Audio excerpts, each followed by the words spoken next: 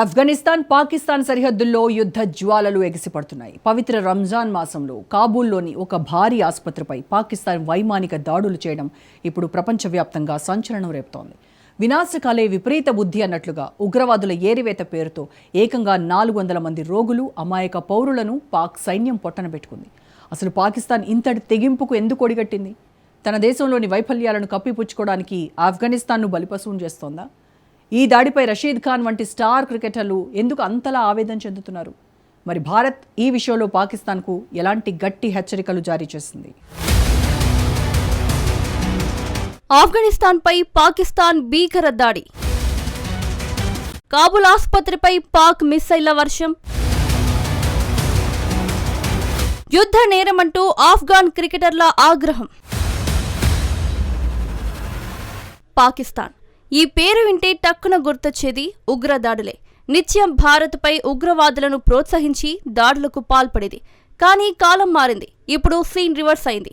నిన్నటి వరకు భారత్ను ప్రధాన శత్రువుగా భావించిన పాకిస్తాన్కు ఇప్పుడు అంతకంటే ప్రమాదకరమైన శత్రువు పుట్టుకొచ్చాడు. పాక్ పాలిట ఆ శత్రువు ఇప్పుడు కొరకరాని కొయ్యలా మారారు. ఒకప్పుడు తామే పెంచి పోషించిన తాలిబన్లే ఇప్పుడు పాకిస్తాన్ పక్కలో బల్లెంలా తయారయ్యారు. పాకిస్తాన్, ఆఫ్ఘనిస్తాన్ దేశాల మధ్య నెలకొన్న ఉద్రిక్తతలు ఇప్పుడు మునుపెన్నడూ లేనంతగా ముదిరిపోయాయి. పొరుగు దేశాల మధ్య ఉండాల్సిన సామరస్యం పోయి యుద్ధ మేఘాలు కమ్ముకుంటున్నాయి. తాజా పరిణామాల ప్రకారం ఈ రెండు దేశాల మధ్య ఘర్షణ ఒక నిర్ణయాత్మక దశకు చేరుకున్నట్లు కనిపిస్తోంది. సరిహద్దుల్లో కాల్పులకే పరిమితం కాకుండా ఇప్పుడు ఏకంగా జనావాసాలు, ఆసుపత్రులే లక్ష్యంగా దాడులు జరగడం మానవత్వానికే మచ్చుగా మారింది. నిప్పు లేనిదే పొగరాదు అన్నట్లు గత కొంతకాలంగా ఇరు దేశాల మధ్య ఉన్న విభేదాలు ఇప్పుడు వైమానిక దాడుల రూపంలో బీభత్సాన్ని సృష్టిస్తున్నాయి. ఆఫ్ఘనిస్తాన్ రాజధాని కాబూల్లో జరిగిన అమానుష ఘటన ప్రపంచాన్ని నివ్వెరపరిచింది. పవిత్రమైన రంజాన్ మాసంలో ప్రజలంతా ప్రశాంతతను కోరుకునే సమయంలో ఒక పునరావాస ఆసుపత్రిపై పాకిస్తాన్ వైమానిక దళం బాంబుల వర్షం కురిపించింది. సుమారు 2000 పడకల సామర్థ్యమున్న ఈ భారీ ఆసుపత్రి క్షణాల్లో శిథిలాల కుప్పగా మారింది. ఈ దారుణమైన దాడిలో దాదాపు 400 మంది నిరపరాధులు ప్రాణాలు కోల్పోగా మరో 250 మందికి పైగా తీవ్ర గాయాల పాలయ్యారు. రోగులకు ప్రాణదానం చేయాల్సిన చోట ప్రాణాలు తీయడం చూస్తుంటే వేటగాడికి కావాల్సింది పక్షి ప్రాణం కానీ పక్షి బాధ కాదు అన్నట్లు పాక్ వ్యవహరిస్తోంది. ఈ దాడిని తాలిబాన్ ప్రభుత్వం తీవ్రంగా పరిగణిస్తోంది. అయితే పాకిస్తాన్ మాత్రం తన పాత పాటనే పాడుతోంది. తాము కేవలం ఉగ్రవాద స్థావరాలనే లక్ష్యంగా చేసుకున్నామని, పౌరులపై దాడులు చేయలేదని బుకాయిస్తోంది. కానీ క్షేత్రస్థాయిలో ఉన్న పరిస్థితులు, ధ్వంసమైన ఆసుపత్రి భవనాలు పాక్ వాదనలోని అబద్ధాలను ఎండగడుతున్నాయి.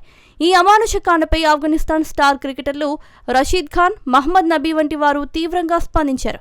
కేవలం మైదానంలోనే కాకుండా సామాజిక బాధ్యతలోనూ తాము ముందుంటామని వారు నిరూపించారు.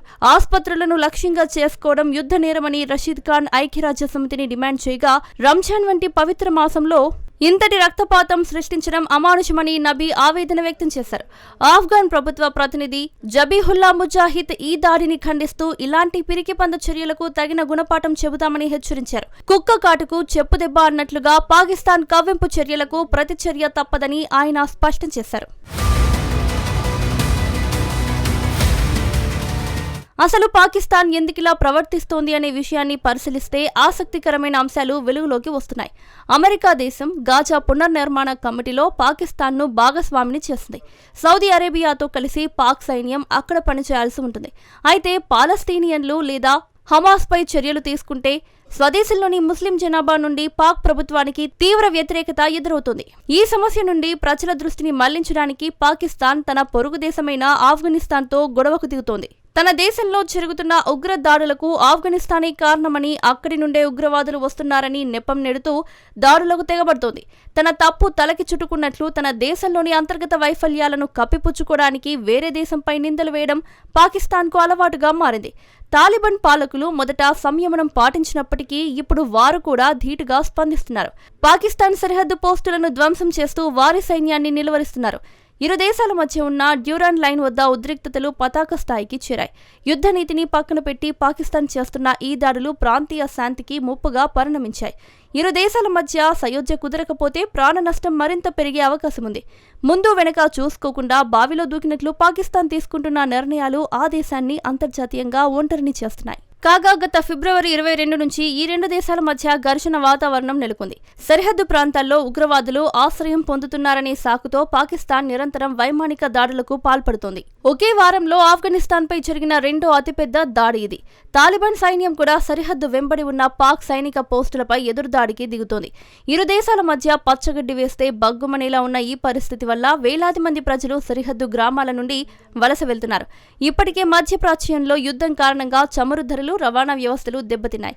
ఇప్పుడు ఆఫ్ఘనిస్తాన్ సరిహద్దులో యుద్ధం మొదలైతే అది దక్షిణ ఆసియా దేశాల ఆర్థిక వ్యవస్థపై తీవ్ర ప్రభావం చూపే అవకాశం ఉంది. మానవ హక్కుల ఉల్లంఘన జరుగుతోందని తాలిబాన్లు ఐక్యరాజ్య సమితి దృష్టికి తీసుకెళ్లే ప్రయత్నం చేస్తున్నారు. భారతదేశం కూడా ఈ దాడిని తీవ్రంగా ఖండించింది. పొరుగు దేశమైన ఆఫ్ఘనిస్తాన్కు భారత్ ఎల్లప్పుడూ అండగా ఉంటుంది. కాబూల్ ఆసుపత్రిపై జరిగిన దాడిని అత్యంత పిరికిపంద చర్యగా భారత్ అభివర్ణించింది.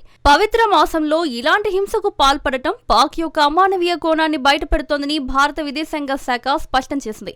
అంతర్జాతీయ సమాజం వెంటనే స్పందించి పాకిస్తాన్ను జవాబుదారీని చేయాలని కోరింది. ఆఫ్ఘనిస్తాన్ సార్వభౌమాధికారాన్ని భారత్ గౌరవిస్తోందని, ఈ కష్టకాలంలో ఆ దేశ ప్రజలకు తోడుగా ఉంటామని భరోసా ఇచ్చింది. మొత్తానికి పాక్ ఆఫ్ఘన్ సరిహద్దుల్లో మండుతున్న ఈ మంటలు చల్లారకపోతే అది పెద్ద యుద్ధానికి దారితీసే ప్రమాదం పొంచి ఉంది. అయితే ఇక్కడ తాలిబాన్లను పాకిస్తాన్ తక్కువ అంచనా వేస్తోంది. వారి వద్ద వైమానిక శక్తి లేదు, సైన్యం అంత పటిష్టంగా అస్సలు లేదు, ఆయుధాలు ఏమాత్రం లేవు. అలాంటిది పాకిస్తాన్తో యుద్ధానికి దిగితే ఎలా తట్టుకుంటారు అంటూ ప్రశ్నిస్తున్నారు. కానీ సాధారణ బాంబులు, AK-47 వంటి గన్నులతోనే అగ్రరాజ్యాలనే మట్టి కరిపించిన 40 ఏళ్ల అనుభవం తాలిబాన్లకు సొంతం. కాబట్టి తాలిబాన్లను ఏమాత్రం తక్కువ అంచనా వేయలేం. ఇంకోవైపు పాకిస్తాన్ మెడపై Iran revolutionary guard corps IRGC commander Saraj Hussain పాకిస్తాన్కు డెడ్లీ వార్నింగ్ ఇచ్చాడు. పాకిస్తాన్ గనక అమెరికాతో కలిసి పనిచేస్తే భారీ మూల్యం చెల్లించుకోక తప్పదని స్పష్టం చేశారు. అందుకే ఇరాన్ యుద్ధం విషయంలో పాకిస్తాన్ ఆర్మీ చీఫ్ ఆసిమ్ మున్నీర్ నోరు మెదపడం లేదు. అన్నింటికన్నా ముఖ్యంగా ఇరాన్తో యుద్ధం చేసే శక్తి పాకిస్తాన్కు లేదు. చేతిలో చిల్లి గవ్వలేని దేశం యుద్ధాలు చేయడం అసాధ్యం. ఇకపోతే పాకిస్తాన్ 66 ఏళ్ల ఆర్థిక దివాలా.